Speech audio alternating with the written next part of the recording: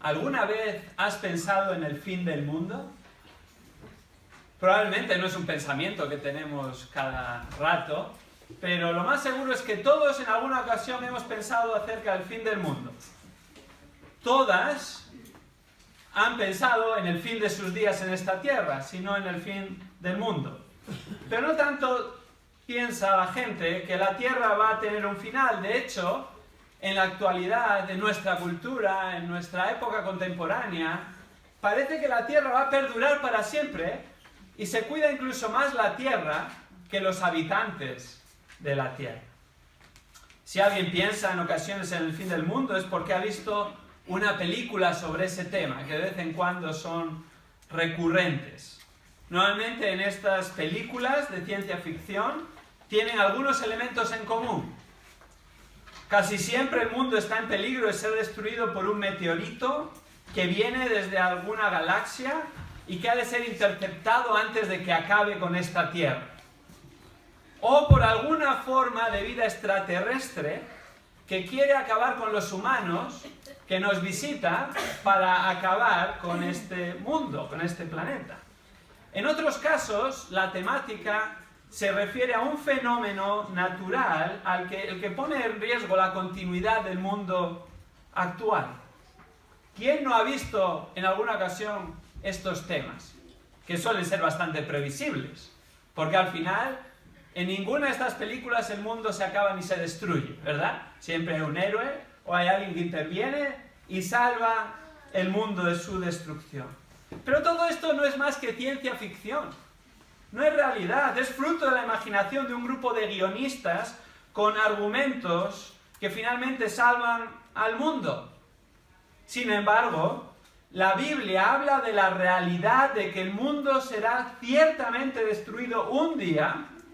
Esto no es ciencia ficción, y esta destrucción no será por un extraterrestre, ni será por cuestiones de la imaginación humana, sino 2 de Pedro capítulo 3, versículo 7, dice que el mundo será destruido por fuego. ¿Cuándo será el fin del mundo? No lo sabemos. Pero hay algunas pistas que nos revelan que el fin del mundo está cerca.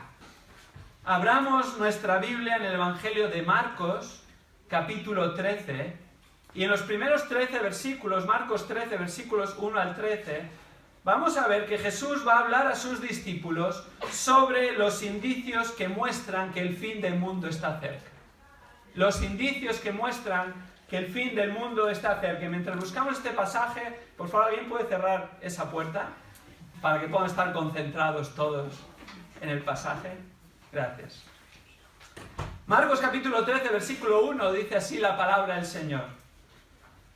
Cuando salía del templo, uno de sus discípulos le dijo: Maestro, mira qué piedras y qué edificios. Y Jesús le dijo: ¿Ves estos grandes edificios? No quedará piedra sobre piedra que no sea derribada. Y estando él sentado en el monte de los Olivos, frente al templo, Pedro, Jacobo, Juan y Andrés le preguntaban en privado: Dinos, ¿cuándo sucederá esto? ¿Y qué señal habrá cuando todas estas cosas se hayan de cumplir? Y Jesús comenzó a decirles: Mirad que nadie os engañe. Muchos vendrán en mi nombre diciendo: Yo soy el Cristo, y engañarán a muchos. Y cuando oigáis de guerras y rumores de guerras, no os alarméis. Es necesario que todo esto suceda, pero todavía no es el fin. Porque se levantará nación contra nación, y reino contra reino, y habrá terremotos en diversos lugares, y habrá hambres. Esto solo es el comienzo de dolores. Pero estad alerta, porque os entregarán a los tribunales, y seréis azotados en las sinagogas, y compareceréis delante de gobernadores y reyes por mi causa, para testimonio a ellos. Pero primero el Evangelio debe ser predicado a todas las naciones. Y cuando os lleven y os entreguen, no os preocupéis de antemano por lo que vais a decir, sino que lo que os ha sido dado en aquella hora, eso hablad, porque no sois vosotros los que habláis, sino el Espíritu Santo. Y el hermano entregará a muerte al hermano, y el padre al hijo, y los hijos se levantarán contra los padres, y les causarán la muerte. Y seréis odiados de todos por causa de mi nombre, pero el que persevere hasta el fin, ese será salvo. En este pasaje que acabamos de leer, Jesús va a enseñar a sus discípulos sobre algunos indicios que apuntan al fin del mundo. Cambiamos en esta mañana de capítulo en el Evangelio de Marcos, pero no cambiamos de día. Todavía estamos en el mismo día, en el tercer día de Jesús en Jerusalén, durante su última semana en esta tierra antes de su muerte. Ese día, ese tercer día, lo había pasado en el templo. Comienza el Evangelio de Marcos en el capítulo 11, versículo 27, y hasta aquí, demostrándonos cómo Jesús había pasado específicamente ese tiempo en el templo. Mayoritariamente había recibido el ataque de los religiosos. La mayor parte de los versículos precedentes hablan de 4 preguntas capciosas que buscaban destruir a Jesús. Jesús responde a ellas. Y después de hacerlo, Él comienza a enseñar. Y comienza haciendo una pregunta a los religiosos. Y posteriormente denunciando su hipocresía y su falsa religiosidad. Justo ese mismo día, todavía en el templo, en el atrio de las mujeres, observa cómo las multitudes venían a ofrendar, y lo que especialmente resalta es la ofrenda de esta viuda pobre. Él observa, él llama a sus discípulos según la viuda se retiraba y les enseña una lección acerca de la ofrenda generosa por medio de ese ejemplo. Veíamos la semana pasada que la ofrenda generosa no depende de la cantidad ni hecha de lo que sobra. Ahora, en la misma tarde de ese mismo día, Jesús abandona el templo. Es el pasaje que nos ocupa en esta mañana. Y es a raíz de un comentario de los discípulos y una posterior pregunta de los 4 discípulos, que luego enumeran los versículos sucesivos, es que Jesús va a profetizar sobre los últimos tiempos. De hecho, la mayor parte de su discurso va a tener lugar esa tarde, esa misma tarde, en otro lugar, en el Monte de los Olivos. Y sus palabras proféticas van a ocupar todo el capítulo 13 de Marcos, la mayor sección que encontramos en este Evangelio dedicada al mismo tema. Esta sección no es única a Marcos, sino que también los evangelios sinópticos, es decir, Lucas y Mateo, recogen esta profecía de Jesús. Y si tenemos el interés en ver más detalle al respecto, Mateo es el que nos ofrece y plasma en su mayor extensión la profecía de Jesús, en Mateo capítulo 24 y 25. Pero en esta mañana vamos a observar los primeros 13 versículos del capítulo 13 de Marcos. Y concretamente, Jesús va a profetizar a sus discípulos 5 indicios de que el fin del mundo está cerca. 5 indicios de que el fin del mundo está cerca. El primer indicio lo encontramos en los 2 primeros versículos y es la destrucción del templo. La destrucción del templo. Fijémonos, versículos 1 y 2. Cuando salía del templo, uno de sus discípulos le dijo: Maestro, mira qué piedras y qué edificios. Y Jesús le dijo: ¿Ves estos grandes edificios? No quedará piedra sobre piedra que no sea derribada. El primer indicio de que el fin del mundo está cerca es la destrucción del templo en Jerusalén. Concretamente, Jesús pronuncia estas palabras saliendo del templo cuando uno de sus discípulos apunta a la grandeza de este edificio. Fijémonos, versículo 1. Cuando salía del templo, uno de sus discípulos le dijo. Jesús sale del templo junto con sus discípulos, probablemente por la puerta este en dirección a Betania, por lo que sucede posteriormente y la dirección que tomara.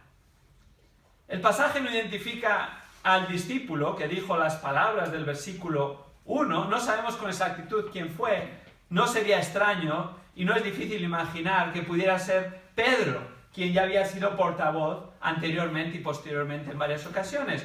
Pero finalmente no sabemos quién es el que pronuncia estas palabras, pero sí sabemos lo que dice. Fijémonos, segunda parte del versículo 1. ¿Qué dijo? Maestro, mira qué piedras y qué edificios. El discípulo se dirige a Jesús, le llama maestro y especialmente le invita a contemplar algo.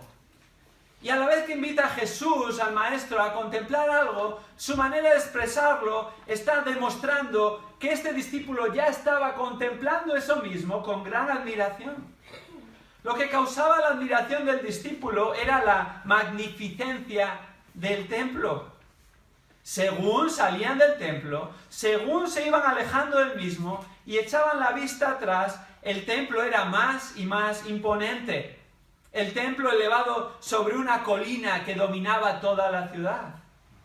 Este templo era una de las maravillas arquitectónicas, no solo de Jerusalén, sino de todo el mundo antiguo. Su construcción había sido iniciada por Herodes el Grande 50 años antes del episodio que vemos aquí en este pasaje, y proseguiría 40 años después. ¿De qué se componía este templo? Bueno, este templo, como Jesús diría posteriormente, se componía de piedras, pero unas piedras cualquiera, unas piedras enormes, que en algunos casos podían llegar a pesar 100 toneladas, 100.000 kilos, se nos escapa de nuestro sistema de medición convencional.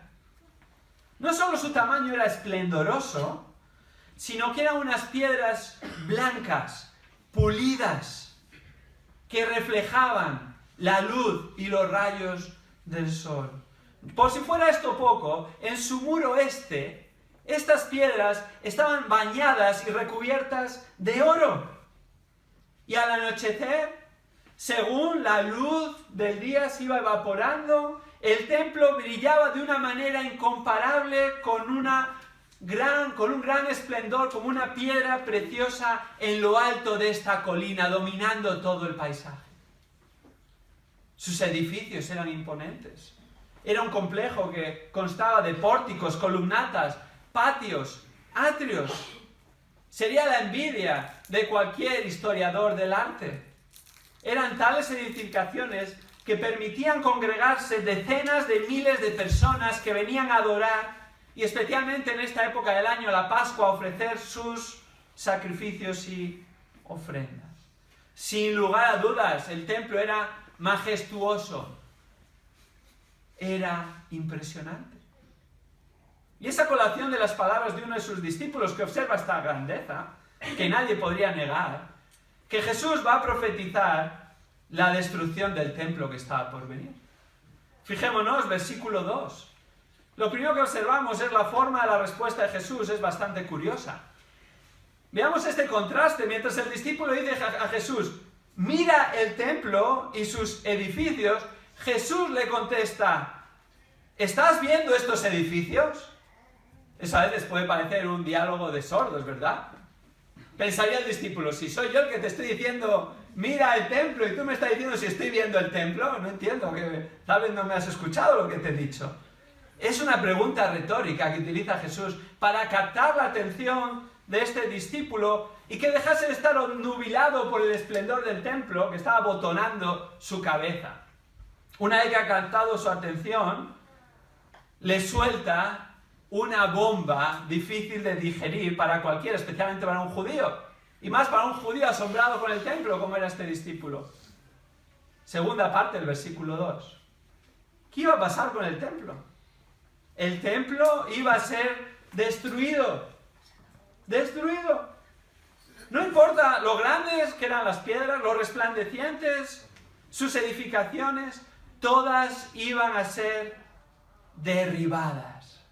Así lo afirma Jesús. No quedará piedra sobre piedra de hasta 100.000 kilos que no sea derribada.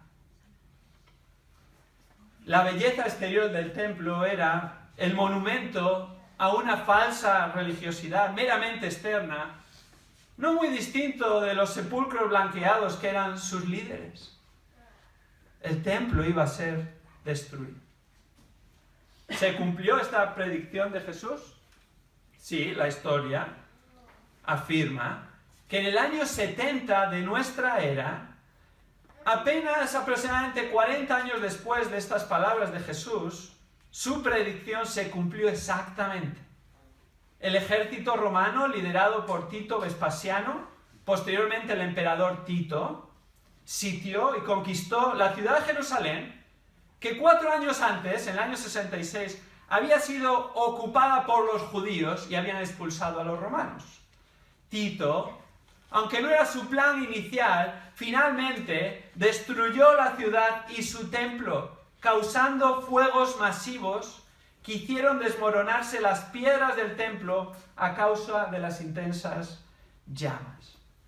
No quedó piedra sobre piedra, solo quedó la plataforma o los cimientos sobre los que fueron edificados este templo excelso. Fueron destruidos. Es un símbolo del juicio de Dios sobre una nación, un sistema religioso corrupto, alejado de Él, quienes ellos mismos habían acabado con el Mesías, el Señor Jesucristo. Este era el primer indicio que Jesús enseña a sus discípulos de que el fin del mundo, se acercaba. Pero no es el único en su conversación con los discípulos, que prosigue esa misma tarde en el Monte de los Olivos. Hay 5 indicios de que el fin del mundo está cerca, según Jesús en este pasaje. El primero, la destrucción del templo, el cual ya se ha cumplido. ¿Cuál es el segundo? El engaño masivo. El engaño masivo. Versículos 3 al 6. Este segundo indicio y los sucesivos suceden en otra localización, en el Monte de los Olivos. Fijémonos, primera parte del versículo 3. Y estando él sentado en el Monte de los Olivos frente al templo. ¿Dónde han llegado? Han abandonado el templo. Y la manera en la que Marcos nos describe la situación de Jesús y la dirección en la que estaba observando el templo, nos da a entender que habían subido un camino empinado hacia la cúspide del Monte de los Olivos. Observamos ahí, él está sentado ¿dónde? En el Monte de los Olivos. Llegaron a la cima, se sentaron, probablemente a tomar un respiro antes de proseguir el camino. Todos aquellos que hemos subido en alguna ocasión un monte, por pequeño que sea, o senderismo que hayamos hecho, llega la oportunidad en la que cuando llegas a lo alto, es la oportunidad de descansar. Pero Marcos nos da la localización exacta donde Jesús se sentó. En el Monte de los Olivos, en lo alto, mirando hacia el templo, es decir, en dirección oeste. Ellos habían subido en dirección este, y cuando llegaron al alto del Monte de los Olivos, se giraron y descansaron, se sentó mirando hacia el templo, que desde el Monte de los Olivos está en dirección oeste. La vista era esplendorosa.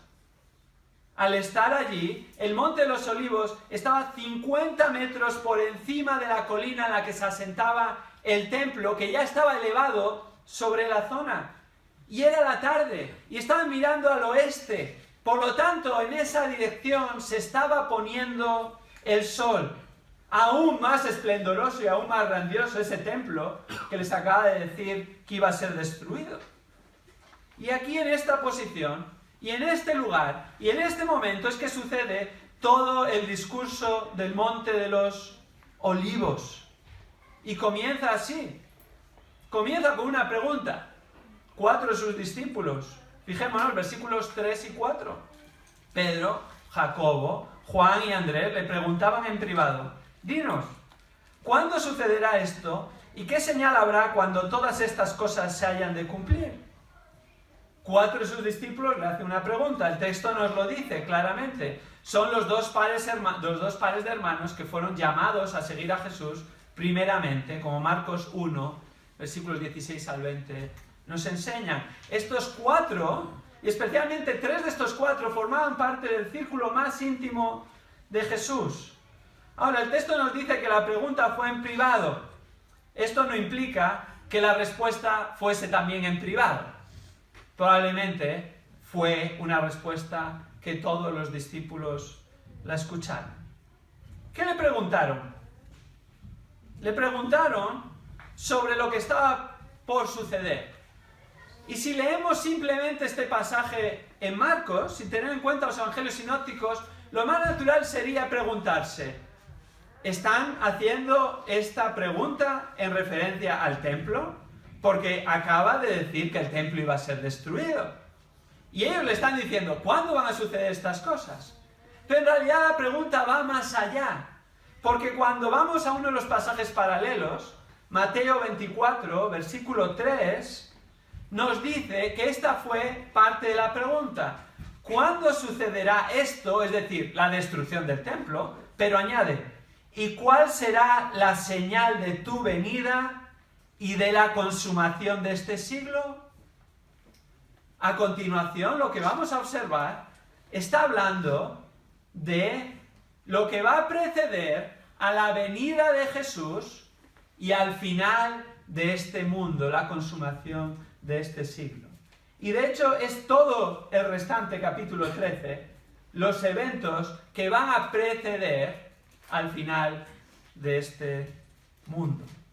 Los discípulos enseguida comprendieron que la destrucción del templo sería el principio de mucho más, como Zacarías capítulo 14 en los profetas menores da a entender.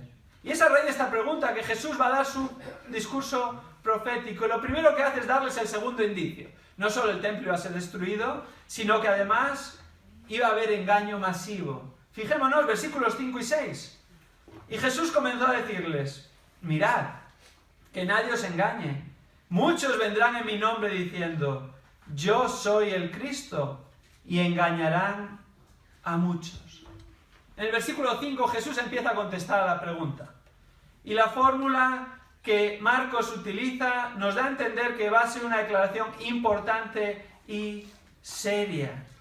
De hecho, tanto fue así que es, tomando los evangelios en conjunto, la respuesta más extensa que Jesús dio para una pregunta en su tiempo en esta tierra.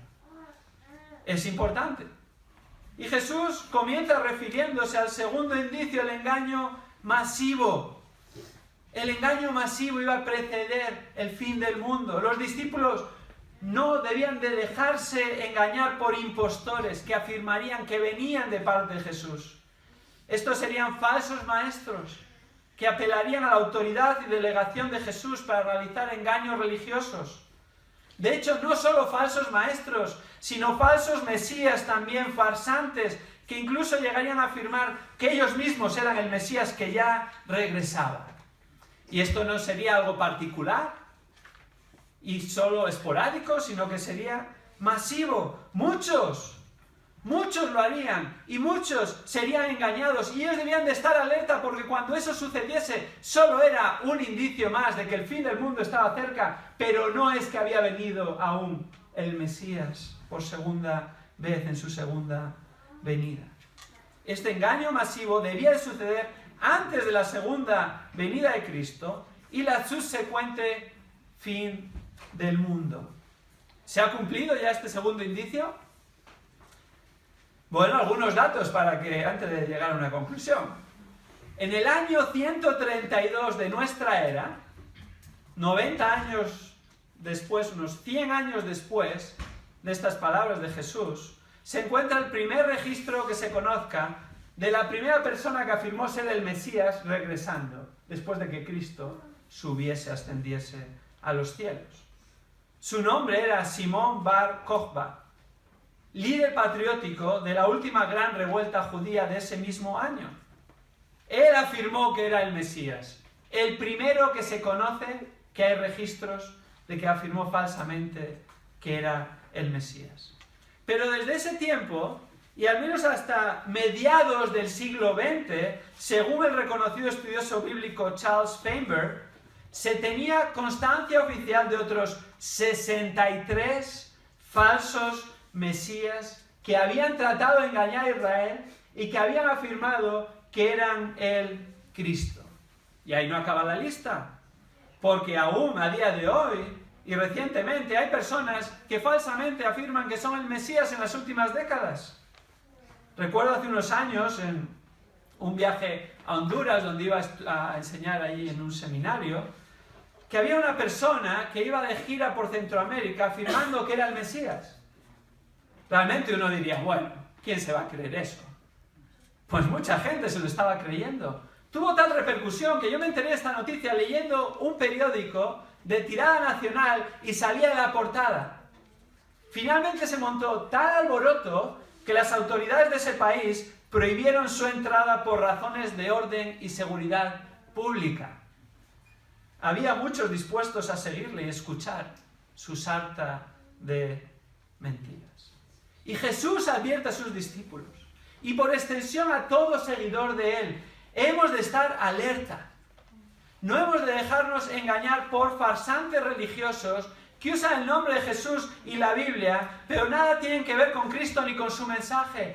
Y observemos que en ese pasaje se está refiriendo tanto a los que falsamente enseñarán, como a los que falsamente afirmarán que son el Mesías.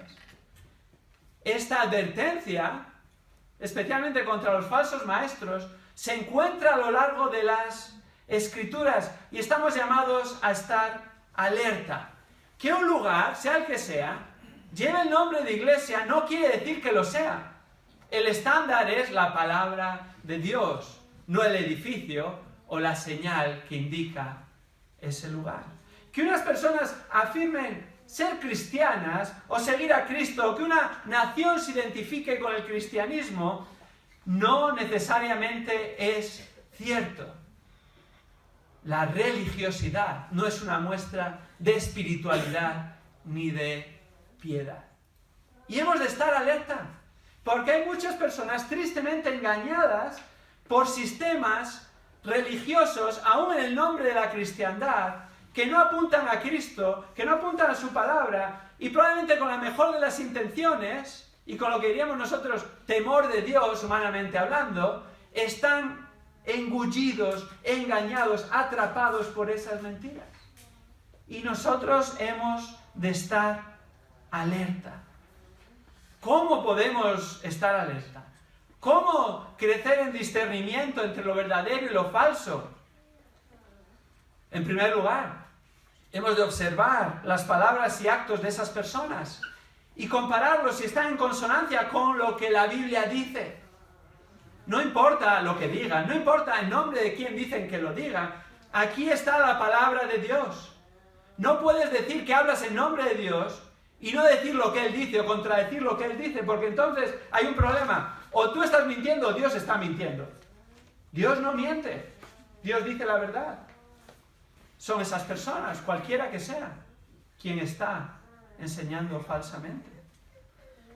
Para ello hemos de estar en la palabra. ¿Cómo vamos a discernir si lo que dicen es conforme a la palabra de Dios o no, si no la conocemos, si no la leemos, si no meditamos en ella, si no la estudiamos? Pasarlo por el filtro de lo que dice la Biblia. Esta fue parte de la oración sacerdotal de Jesús por sus discípulos en Juan 17:17. Tu palabra es verdad, santifícalos en la verdad. Igualmente hemos de permanecer firmemente arraigados y edificados en Cristo, nuestro Señor y Salvador, y firmemente enraizados en el verdadero Evangelio, como Pablo recuerda a los colosenses en Colosenses 2:7, que nadie os engañe con vanas sutilezas, con ideas actuales, con filosofías de este tiempo, de aquel tiempo, con la sabiduría humana, sino estar firmemente arraigados en vuestro Señor y Salvador, en vuestra salvación, en aquel que os llamó de las tinieblas a la luz, aquel que ha perdonado vuestros pecados y os ha dado una nueva vida. Él es la verdad, y Él es el que nos enseña con verdad. El segundo indicio de que el fin del mundo está cerca, al menos en buena parte se ha cumplido. No vamos a jugar en esta mañana a ser profetas, pero sí que ha habido muchos que han venido en el nombre del Mesías, muchos que han afirmado incluso ser el Mesías, y ha habido mucho engaño masivo desde las palabras de Jesús hasta este momento. ¿Podríamos decir que este indicio se ha cumplido? Probablemente sí. Eso no quita que pueda haber más falsos que vengan afirmando esto según el fin del mundo se acerca. Ahora, no solo hay dos indicios, veíamos en este pasaje que hay 5 indicios. El primero, el templo destruido. El segundo, engaños masivos. El tercero, catástrofes mundiales. Catástrofes mundiales. Versículos 7 y 8. ¿Cuáles son estas catástrofes mundiales que son otro indicio de que el fin del mundo está cerca? Fijémonos, en primer lugar, vemos en el versículo 7 y primera parte del 8 que son aquellas causadas por conflictos humanos. Conflictos humanos, en otras palabras, guerras. Fijémonos, versículo 7 y principio del 8. Y cuando oigáis de guerras y de rumores de guerras, no os alarméis. Es necesario que todo esto suceda, pero todavía no es el fin, porque se levantará nación contra nación y reino contra reino. Los conflictos y las guerras es parte de la historia de la humanidad. De hecho, es reflejo de la naturaleza humana, de la depravación del hombre, de la naturaleza pecaminosa de todos los habitantes de esta tierra. Según Santiago 4, versículos 1 al 3, es por lo que deseamos y deseamos mal que se generan los conflictos y esto da lugar a guerras. Pero aquí Jesús se está refiriendo a que es necesario que suceda antes del fin del mundo guerras y rumores de guerras. Y no son guerras personales, sino que está hablando de nación con nación y reino contra reino. ¿Cuántas guerras ha habido desde que Jesús ha pronunciado estas palabras? Bueno, la verdad intenté contarlas, pero no fui capaz. Es imposible contar todas las guerras que ha habido desde ese tiempo hasta ahora.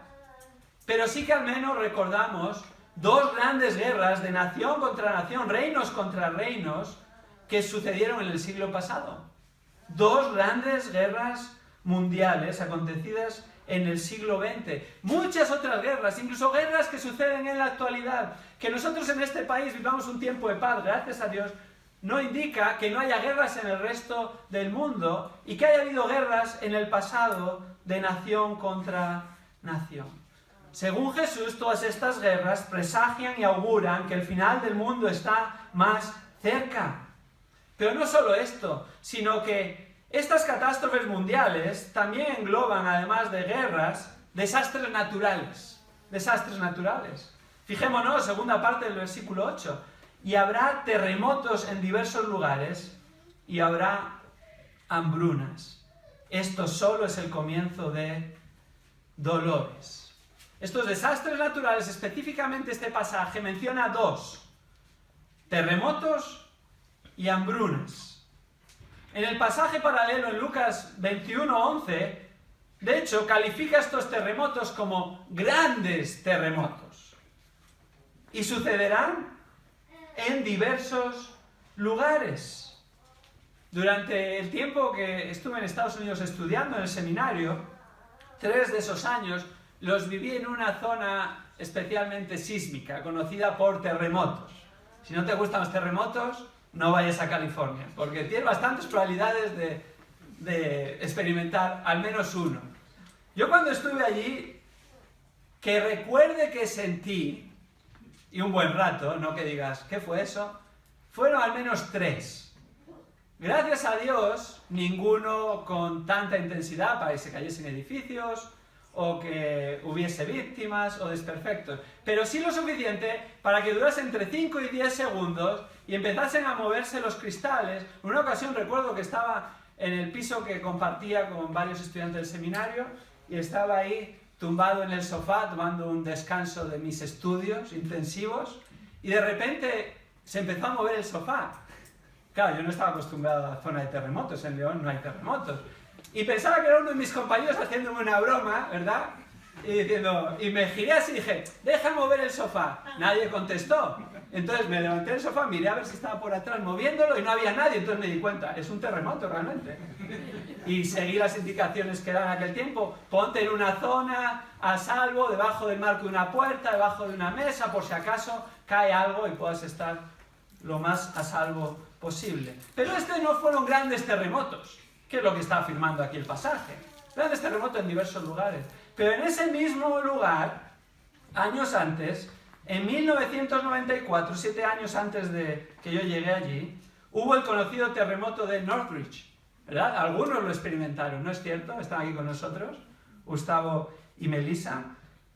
Entre 10 y 20 segundos, la Tierra tembló con una intensidad de casi 7 grados en la escala de Richter, murieron 72 personas, 12.000 heridos y pérdidas de más de 25.000 millones de dólares. Y ha habido muchos otros grandes terremotos. En varios lugares, no solo en esa zona sísmica del oeste de los Estados Unidos, sino en los otros lugares del mundo, y hay grandes terremotos en ocasiones en el mar, lo cual provoca grandes tsunamis y grandes tragedias naturales.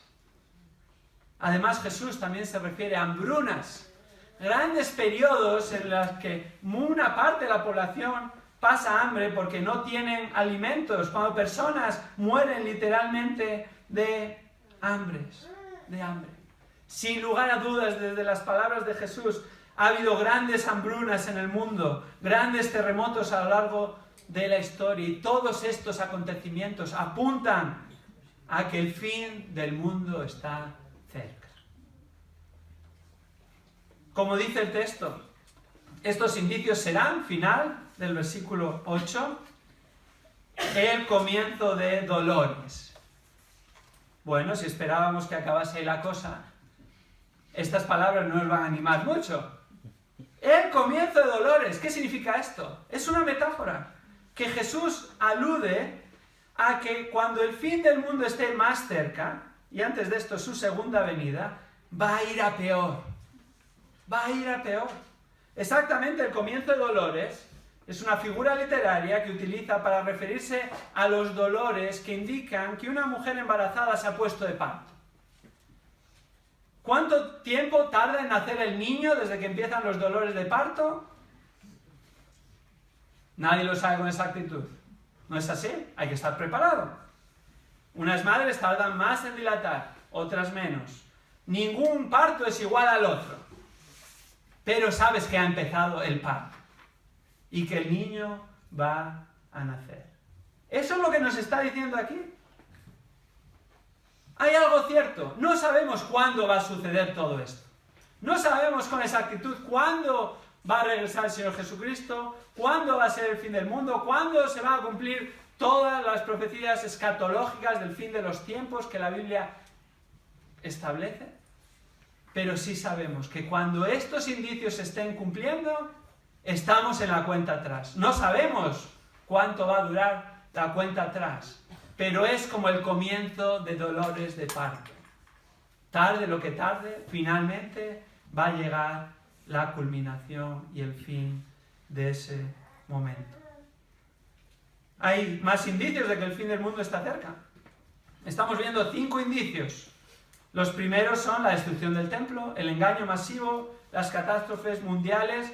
Podríamos decir que todos ellos ya cumplidos, al menos en alguna manera. Pero hay un cuarto indicio: la persecución de los creyentes. Esto solo hace que ponerse mejor, ¿verdad? Pero es el fin del mundo, ¿qué podemos esperar? Versículo 9 y versículos 11 al 13. Y Jesús aquí predice, como un indicio del fin del mundo, que los creyentes van a ser perseguidos desde distintos ángulos y grupos. Primero, cita que los creyentes van a ser perseguidos, en aquel tiempo hablando de los mismos discípulos, por los propios judíos, por el propio pueblo de Dios, escogido de Dios. Versículo 9, primera parte, les dice a sus discípulos: pero estad alerta, porque os entregarán a los tribunales y seréis azotados en las sinagogas. Este verbo entregar da la idea de arrestar. No solo serían arrestados, sino también azotados, dice el versículo 9. Eso sí, con un límite de 39 azotes. Los tribunales, de hecho, estaban en las sinagogas. Alguien puede sorprenderse y decir: ¿cómo arrestados y azotados en las sinagogas? Sí, durante la semana los tribunales estaban en las sinagogas habilitadas para tal fin, y de hecho algunos de los escribas eran jueces que dirimían asuntos entre los judíos. ¿Ahí a quién se está refiriendo? A los propios judíos, a sus propios compatriotas, al propio pueblo escogido de Dios, persiguiendo a los seguidores del Mesías, de Cristo. Pero no es el único grupo, hay uno más. Un segundo grupo iba a perseguir a los creyentes. Versículo 9, segunda parte. Y compareceréis delante de gobernadores y reyes por mi causa para testimonio a ellos. Los gentiles, aquellos que no eran parte del pueblo escogido de Dios, también iban a perseguir a los creyentes según el fin del mundo se acercaba. Los poderes seculares, aquellos que eran gobernadores y reyes. Una realidad que se cumplió. Y no solo se cumplió, sino que se sigue cumpliendo. Autoridades, reyes, gobernantes en el mundo que están persiguiendo a personas por seguir a Cristo. Eso es una realidad hoy en día. La persecución de los creyentes. Hay un tercer grupo que perseguiría a los creyentes. Versículo 12. Y el hermano entregará a la muerte al hermano, el padre al hijo, los hijos se levantarán contra los padres y les causarán la muerte. No solo los judíos, no solo los gobernantes que no eran judíos, sino también los propios familiares van a perseguir a los cristianos, a los creyentes. Aquellos que siguen a Cristo han de estar dispuestos a sufrir, hemos de estar dispuestos a sufrir persecución. Y persecución incluso por los propios familiares, según dice este pasaje, porque podría suceder. Esta persecución familiar toma distintos grados de intensidad, pero puede llegar al extremo, grave extremo, de que incluso los parientes sean los que ejecuten y den muerte a los creyentes, según dice este pasaje al final del versículo 12, y les causarán la muerte. Finalmente, para no dejar a nadie fuera de la fiesta de la persecución de los cristianos, hay un cuarto grupo, fijémonos, versículo 13, primera parte. Y seréis odiados de todos por causa de mi nombre. ¿Se le había quedado a alguien a Jesús en el tintero? Bueno, esto lo soluciona de un brochazo. Por todos. Todos. Seréis odiados de todos. No solo por los judíos, no solo por los gentiles, no solo por vuestros familiares, sino por todos aquellos que no son creyentes, os odiarán. Y el odio no es porque es un mal vecino, que si es así, tenemos que trabajar en ser mejores vecinos. O el odio no es por ser antipático y tal vez espiritualizarlo en el nombre del Evangelio. O no es por algo que hayamos hecho y tal vez humanamente hablando reciba ese odio a cambio. ¿Qué dice el versículo 13? Por causa de mi nombre. Por causa de Cristo. Es muy distinto. No nos ha de extrañar. La razón por la que todas odiarían a los cristianos es porque primero odian a Cristo. Estas son palabras fuertes. Pero es lo que Jesús dijo en otros momentos a sus discípulos. En Juan 7:7 afirma que el mundo le odia a Jesús porque da testimonio de sus malas acciones. Cuando Jesús empezó a confrontar y a decir, estáis pecando, esto está mal, sois una generación de pecadores, de víboras, de sepulcros blanqueados, y ahí entraban los líderes religiosos y todos aquellos que estaba diciendo Jesús también. Con razón profetizó Isaías, esta nación, este pueblo, con sus labios me honra, pero su corazón está muy lejos de mí. ¿Sabéis cuál es la respuesta de la gente? Odiar a Jesús. No pensemos que la gente ama a Jesús. No aman a Jesús. No nos engañemos. Puede ser que haya buenos sentimientos hacia el Jesús histórico, hacia el que hizo buenas obras, al que se encargó de los desvalidos, de los pobres, de los enfermos, al que tuvo buenas palabras, al que fue amable con la gente, y esto es parte del carácter de Jesús. Claro que sí. Pero no es todo.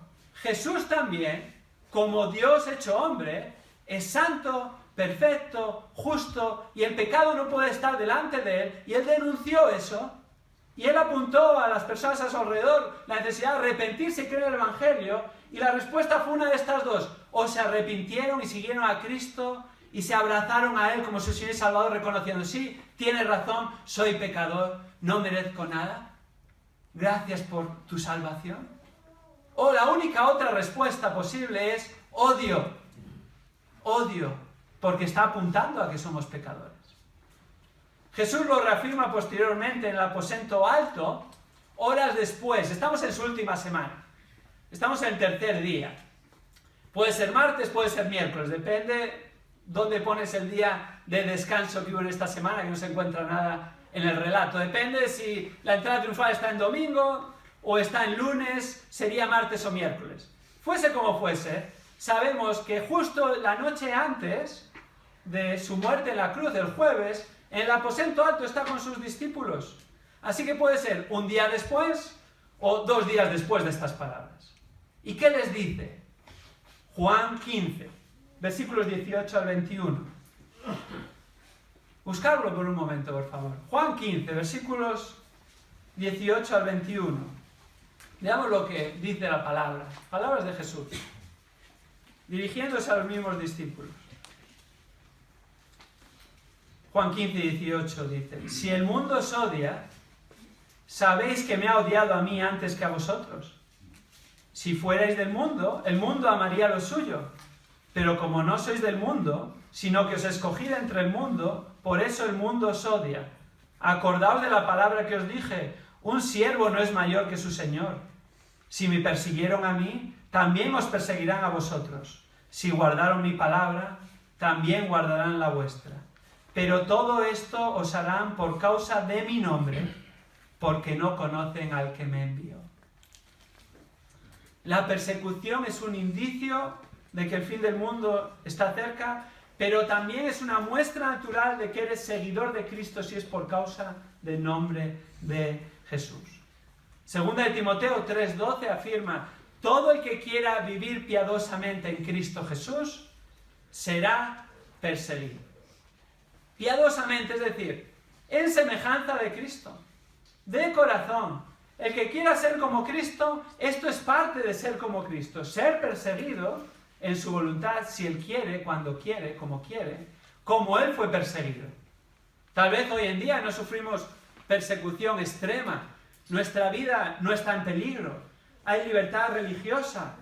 Pero sufrimos persecución en otra medida, ¿verdad? Rechazo, burla, ninguneo, la familia que no quiere saber nada de nosotros, o personas que realmente tratan de hacernos la vida imposible porque somos cristianos, o aquellos que después de que les hablas de Cristo y que han de arrepentirse y creer, ya no te tratan igual, o te esquivan. Bueno, ¿es todo eso persecución? Bueno, en el sentido amplio de la palabra, sí, ¿verdad? Y lo sufrimos por causa del nombre de Cristo. Y es parte de seguir a Cristo. Pero lo que está hablando aquí es una persecución más extrema. Persecución que va a llegar hasta el punto de la muerte. ¿Cuántos cristianos han sido perseguidos desde estas palabras de Cristo hasta la actualidad por causa de Cristo? Si era difícil contar las guerras, esto es imposible. Incontable. Personas que han sido perseguidas, que han muerto y aún a día de hoy creyentes que mueren por causa de Cristo. Esto es un indicio de que el fin del mundo está cerca. Comenzó en la iglesia primitiva, según leemos Hechos, vemos cómo les comienzan a perseguir los propios judíos en los primeros capítulos, luego las autoridades gentiles. Pablo es un claro exponente de esto cuando sufrió encarcelamiento en varias ocasiones por los romanos, compadeció ante sus autoridades. Todos odian a los creyentes porque odian a Cristo. O aman a Cristo o odian a Cristo. Y si aman a Cristo, aman su palabra y aman a sus hermanos en Cristo. Y si no, odian la palabra de Cristo y odian a los seguidores de Cristo. A veces no es evidente, a veces no se nota, a veces no se transmite. Pero eso está ahí enraizado en el corazón. Porque hay rebelión en contra de Dios. En medio de estas predicciones tan desalentadoras para sus discípulos, para el resto de sus seguidores, hay una doble palabra de aliento y ánimo en el mismo texto. Primeramente, Dios va a estar con nosotros en medio de esta persecución. Dios está con sus hijos en medio de la persecución. ¿Cómo lo dice? Versículo 11. Cuando os lleven y os entreguen, no os preocupéis de antemano por lo que vais a decir, sino que lo que os sea dado en aquella hora, eso hablad, porque no sois vosotros los que habláis, sino el Espíritu Santo. El mismo Espíritu Santo, la tercera persona de la Trinidad, Dios mismo, va a estar con los creyentes cuando sean perseguidos. Esta es una promesa para los discípulos y extensible para todos los seguidores de Cristo, que cuando por causa de Cristo sean perseguidos, el Espíritu Santo estará con ellos. De hecho, es una promesa para el creyente, porque el Espíritu Santo habita en nosotros. En todo momento, desde el momento de la conversión hasta el momento que vayamos a la presencia del Señor, Dios está con nosotros. Esto no son meras palabras, es una realidad. El Espíritu Santo está en nosotros, no solo con nosotros. Y Él es el que nos va a dar las palabras adecuadas en medio de la persecución. Él nos va a asistir en la manera de responder ante los tribunales, en la manera de responder ante acusaciones falsas, buscar responder piadosamente, buscar responder según la palabra por persecuciones de cualquier tipo injustas, por seguir a Cristo y sostener su palabra en alto. ¿Nos acordamos de Pedro y Juan en Hechos 4? Cuando tras ser arrestados comparecen ante el Sanedrín y hablaron con unas palabras, con una confianza, con tal coraje, tan sobrenatural, que los mismos judíos estaban sorprendidos, como afirma Hechos 4:13. Y esto fue después de que el Espíritu Santo viniese sobre ellos en Hechos capítulo 2. Gracias a Dios por ello. Y el Espíritu Santo está con nosotros, en nosotros. Él nos va a asistir de manera sobrenatural en tiempos de persecución, sean cuales sean. Pero hay una segunda palabra de aliento a sus seguidores. Aún de mayor aliento, si cabe. Final del versículo 13. Pero el que persevere hasta el fin, ese será salvo. Finalmente habrá salvación.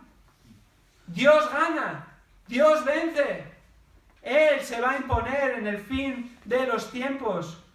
Estas palabras del final del versículo 13 no quieren decir que algunos van a perder la salvación en medio de la persecución. No quiere decir, ni es un versículo sacado fuera de contexto, algunos lo usan, que afirme que se pierde la salvación. No es un tema en el que podamos ahondar ahora en esta mañana, pero las Escrituras son claras y muestran que Dios es el que nos salva, Dios es el que nos protege, Dios es el que nos guarda, su Espíritu Santo es el sello de nuestra salvación y estamos a buen recaudo. La salvación no se pierde. No está diciendo aquí que vamos a perder la salvación por la persecución. ¿Qué está diciendo? El que persevere hasta el fin, ese será salvo. Está diciendo que la persecución va a mostrar quién es un creyente verdadero y quién es un religioso. Y cuando el fuego se empieza a calentar, las impurezas van a empezar a desaparecer. Y si no es solo impureza, sino que es una falsificación, se va a derretir. Pero el creyente, cuando pase por el fuego la prueba, el Señor le va a sostener y va a perseverar en la fe y en seguir a Cristo, porque Él nos ha salvado y Él nos guardará hasta el fin. ¿Qué ánimo es este? Sí, podemos ser perseguidos, pero finalmente nuestra salvación será consumada, seremos salvos y nuestra salvación será finalmente consumada. Ahora, hay 5 indicios. Hemos llegado al final del versículo 13. Alguno puede estar pensando, bueno, nos hemos saltado uno, no me importa, ya es bastante tarde, vamos a acabar. Bueno, hay otro versículo, ¿verdad? Hay otro indicio. El 5.º indicio, versículo 10. El cumplimiento de la gran comisión. El cumplimiento de la gran comisión. No nos habíamos saltado el versículo 10, lo hemos dejado para el final. ¿Qué más ha de suceder antes del fin de los tiempos? Fijémonos el versículo 10. Pero primero, el Evangelio debe ser predicado a todas las naciones. El versículo comienza diciendo, pero primero. ¿Primero de qué? Hay que ir al pasaje paralelo. Mateo 24:14 dice, y este Evangelio del reino se predicará en todo el mundo como testimonio a todas las naciones y entonces vendrá el fin. Mateo 24, 14. Aquí que está diciendo primero, es decir, antes del fin del mundo, tiene que suceder todas estas cosas, pero enfatiza especialmente lo que en el resto del versículo 10 afirma. Versículo 10. ¿Qué ha de suceder antes del fin del mundo? El Evangelio debe ser predicado a todas las naciones. Ha de cumplirse la gran comisión. ¿Qué es la gran comisión? Lo que Jesús dijo a sus discípulos en Mateo 28, versículos 18 al 20. Toda autoridad me ha sido dada en el cielo y en la tierra. Id pues y haced discípulos de todas las naciones, bautizándoles en nombre del Padre, del Hijo y del Espíritu Santo, enseñándoles a guardar todo lo que os he mandado. Y he aquí, yo estoy con vosotros hasta el fin del mundo. Antes del fin del mundo, se ha de cumplir la gran comisión. En otras palabras, predicar a todas las naciones, hacer discípulos de todas las naciones. Por naciones no se refiere a estados, como los conocemos hoy en día, a reinos, sino que es la palabra para etnia. Es decir, grupos de personas que comparten un mismo idioma, cultura, usos y costumbres, aun si no tienen una nación oficial en el mapa o un gobierno. Puede haber, de hecho, varios grupos étnicos en una misma nación actual, o incluso sin nación. Entonces, ¿qué está diciendo Jesús aquí? Está diciendo que antes del fin del mundo, el Evangelio habrá sido predicado a cada etnia de la tierra. En la actualidad, ¿ha sucedido esto? Bueno, más grupos étnicos que nunca han sido predicados el Evangelio. Recientemente, en los siglos anteriores, ha habido el mayor esfuerzo misionero que data la historia, con la Inglaterra imperial y los Estados Unidos recientemente, que han avanzado la gran comisión en gran manera. Misioneros han sido enviados a los lugares más remotos de la tierra. Es más, los avances tecnológicos actuales han puesto al alcance de muchas más personas, muchas más que nunca, el Evangelio. Desde cualquier lugar del mundo, con cobertura y con un teléfono móvil mismamente, puedes acceder al Evangelio por medio de Internet. De hecho, por eso, entre paréntesis, es tan importante nuestro ministerio de multimedia, que propaga el Evangelio, que propaga las predicaciones que escuchamos aquí y se pueden ver en Internet desde cualquier lugar del mundo. No lo hacemos para ser modernos o para ser parte de la era digital, sino que utilizamos los medios que Dios da ahora para predicar el Evangelio, para exponer a la gente a la palabra de Dios y para cumplir la gran comisión. Estamos predicando el Evangelio a las naciones en Internet. Probablemente hay suficiente evidencia en la historia para afirmar que los 4 primeros indicios que Jesús predice se han cumplido. No sabemos si en su totalidad, al 100%, pero sí en una gran parte. ¿Se ha cumplido el 5.? Bueno, probablemente es el que está más lejos de cumplirse entre los 5, pero más cerca que nunca. Sea como fuere, nuestra obligación, nuestro llamado gozoso delante de Dios es cumplir esta gran comisión. Es estar comprometidos con ella personalmente, eclesialmente, y crecer en su aplicación como iglesia. Pero si estás aquí en esta mañana y estás pensando acerca del fin del mundo, porque es lo que trata nuestro pasaje, es un buen tema sobre el que pensar. No sabemos cómo va a ser el fin del mundo, sabemos que va a llegar y que está más cerca que nunca. Pero has de pensar antes en otra cosa, el fin de tu vida. Porque eso es inevitable y probablemente está más cerca que el fin del mundo. No lo sabemos con exactitud. Pero todos los que estamos aquí presentes, un día vamos a llegar al final de nuestra vida. La muerte es una realidad. Y hemos de pensar, ¿estoy preparado para el fin de mis días en esta tierra? Ya sea que venga por muerte o ya sea por el fin del mundo.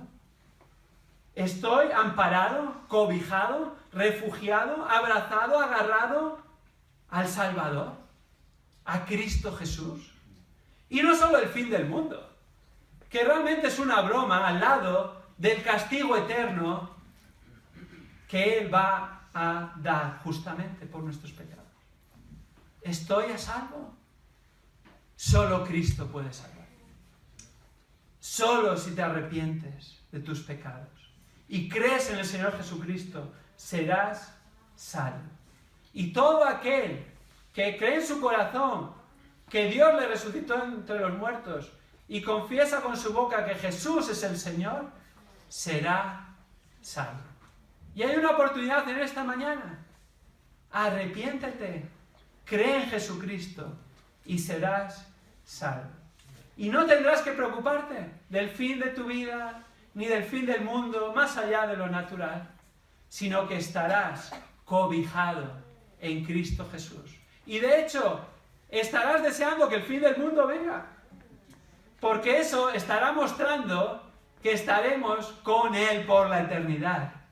De hecho, hay más eventos escatológicos en este capítulo 13 que vamos a ver. Antes del fin del mundo va a suceder la tribulación, versículos 14 al 23. Antes del fin del mundo va a venir el Señor Jesucristo en su segunda venida, versículos 24 al 32. ¿Sabemos cuándo? No.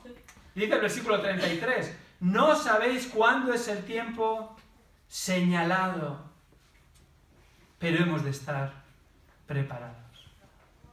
Hace unos años, recuerdo que estaba en un lugar de la costa este de Estados Unidos, en una convención mundial de publicadores cristianos, y había varios stands que hablaban del fin del mundo. Me sorprendió.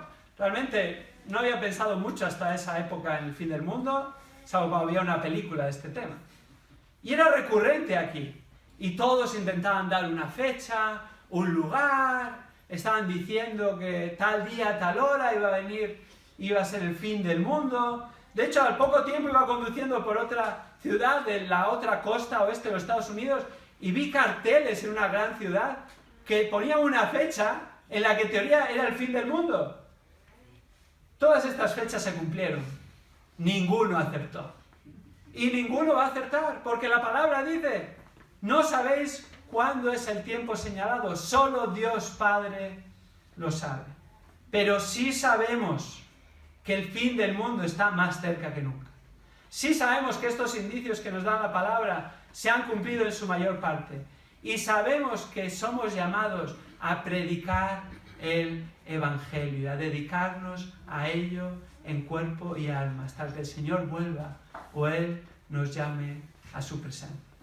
Así que el fin del mundo, hermanos, tiene que ser un ánimo a estar firmes en Cristo y un ánimo a predicar a Cristo y hacerlo personalmente, y como iglesia crecer en cumplir la gran comisión, como iglesia empezar a orar, Señor, ¿dónde tal vez nos vas a permitir en el futuro enviar a alguien llamado por ti para que establezca ahí un testimonio y predique la palabra, establezca una iglesia que apunte a Cristo y predique tu palabra antes del fin del mundo? ¿Dónde vas a levantar, Señor? Y vamos a orar juntos. El Señor levante esta congregación, misioneros que sean enviados y sean enviados a lugares donde necesitan escuchar el Evangelio. Y que no solo oremos, sino que participemos en la medida de nuestras posibilidades, porque el fin del mundo está cerca. Vivamos en consonancia. Vamos a orar.